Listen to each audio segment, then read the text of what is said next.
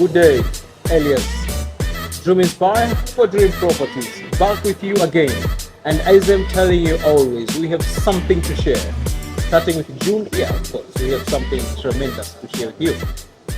Please be with us for the Dream Inspire podcast. We have Najjesty, entrepreneurship, UK, South Africa. That mixed. I like that, first of all. Welcome to the show. Thank you very much. Thank you so much. Thank you very much. Please introduce yourself a little, then we get back to the business. Okay. So, hi everyone. My name is Najjuko, spelled Najjuko. I am an entrepreneur in Dubai. I have been here for the last decade, a little bit over a decade.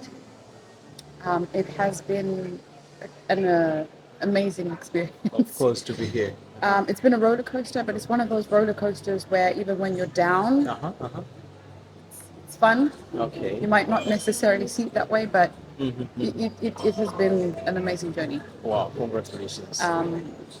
When you ask about entrepreneurship in Dubai, Yes, how? Because that's the first thing which I wanted to ask you. Entrepreneurship in Dubai, and mostly you are doing it well. That's why, how did you manage, how did you succeed in this market? Mostly for the woman. so to be fair, I've been an entrepreneur or had the entrepreneur mindset probably since I was 12, because I started my first job when I was 12. 12 years. Yes. Okay. And no, it's not child labor. Okay. It was by choice that I wanted to start doing something with myself to earn money at the age of 12. Okay. So I worked at a roadshow or a roadhouse actually. Okay. So the concept is basically you wear roller skates and you go and get people's orders at their car. Okay. And then you obviously collect the order from the kitchen and then bring it back to the car. So I started this Where at was 12. that? South Africa. South Africa. Yes. Okay, so 12 years old, roller coaster, wearing those Rollerblades. rollerblades. Yep. Okay. Yep, pretty much. Taking the orders. Yeah. It's like a child labor, right? It sounds like child labor, but I loved it. It was not child labor for me. Okay. It's probably started my entrepreneurship journey up to today. So I Okay. will never forget it. Okay. Okay. Yeah. Let's go. Okay. So started working at the age of 12. Mainly what pushed me to work is because I used to ask for certain things from my mom, since she was a single mom. Okay. And the number of times that I would hear, "Oh, I'm so sorry, my child, I can't do it." I didn't resent her, but Okay, something inside me was like, "Okay, so let's find a solution then." Okay. So you're talking about the providing the basic Yes. needs mostly. Yes. So basically, it's not like I started working at the age of 12 thinking that I want to make money. No, I was basically trying to find a solution to this problem where whenever I would ask for something, it wasn't always readily available. So I'm like, but what if I get it myself? So that's when I started working at the age of 12. So even when I used to write my CV and they would ask me how many years of experience, I didn't know that I could actually add from when I was 12 going on. But yes, I started working at the age of 12. And then obviously progressively, I would always get my next job Okay. at my job. Okay. So it's not like I had to go through writing CVs and whatever. I would keep getting poached from the previous job. Asking about those, starting from 12 years, how long have you been there in that job? The first job, I could call it. So the first job, I think I was there for about 4 years, 3 to 4 years. Okay. And then so that was probably when I was late high 16. school-ish. And then when I started to get into uni, then I progressed from working from the roadhouse, shifting to a boutique. So I was working in a place closer to a casino, but they had like a nice boutique that sold clothes.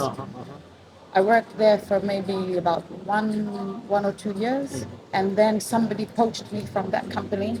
I moved into a cocktail lounge. So then I was a waitress for about seven years-ish at the cocktail waitress place, while I was obviously at uni.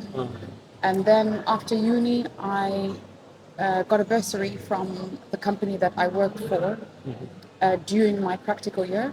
So they paid for my school fees for year 3 and 4 at university. Because looks like you are performing that nicely there. Yes, so So you are basically- telling what we can tell others that when you get something, if somebody trusts you for something, you have to do it well, Yes. so that Yes. at least for him he can be convinced to do something else. I mean, at the end of the day, we are talking about entrepreneurship. Of course. When an investor wants to spend money, he needs to get value for his money Of in course, return. of course. So ideally, even though I might not have understood the concept back then, but even the company that invested in me to pay for my studies, they saw that potential when I was doing my practical year. Hence, I worked for them after I had finished university. So I never had to look for a job. I obviously had the job while I was in university already set for me because I had to prove myself during uni. Wow, wow. Yeah. Those are the school times and child stories about the entrepreneurship, how Yes. it came. Yes, pretty much. So jumping to Dubai, Yeah. there are a lot of things in the middle there. Yeah. I won't ask them today. Okay. No problem. Jumping to Dubai, starting entrepreneurship in Dubai, successful. Was it the journey was successful, or it was a little Yeah. bit bumpy ride, little There's roller no coaster? success that's success pure. Okay. The definition of success is multiple failures Uh-huh. to achieve success. Okay. So you don't wake up one day and woo, I'm successful. No, Everything is there. Yeah. it's a number of failures to make you successful. So initially, because I am an engineer by education, Wow. I had come to Dubai to join engineering, to basically be a quantity surveyor, Okay. because I selected the UAE thinking it's the fastest growing city at the time. That's So true. I would obviously be able to get more experience, grow my knowledge, and improve much more than what I was doing in South Africa. And to cut a long story short, obviously that journey didn't plan out to be what I had expected. But again, I do believe it's part of the process. It was part of my journey. It was Yeah, meant that's to be that way. That's So coming to Dubai in the first, let's say, 5 years, I can confidently say now I was a lost soul, because ideally I was in hospitality, I worked for Jumeirah, and then I moved to a different industry. So in the 5 years, I think I had 5 jobs, because I didn't know, what do I do since I can't go back to construction? Okay. Okay. And then after the 5 years, I happened to get into wellness, so health and wellness. Both my parents are in the medical field. Okay. And it was something that I was trying to run away from for a very long time. But clearly the universe was like, no, That was This your is path. where we Of need course, you. Of course. So I worked for a French healthcare company, which I was the operations manager and heading the clinical nutrition department. I've always had a passion for health and wellness, that even when I was working in engineering, I would do random courses for the fun of it. So I would do personal training, I would do like a nutrition course, not because it's something that I believe that I would ever use, Okay. but I loved having the knowledge because I could use this knowledge on myself. Of course, that's true. So ideally, when I started to work for this company, the shift, the agility wasn't that hard for me to go, well, I'm not in engineering, but I still have a passion for this, so I might as well do it. Yeah. So I worked with them for about 6.5 years. And then I think something hit me, and it said, you are an entrepreneur. You are an entrepreneur. You are an entrepreneur. And I kept hearing this too many times. And if I was an entrepreneur at the age of 12, then why am I taking so long? Just to get there Just again. to get there. Of course. So I constantly had been working for somebody.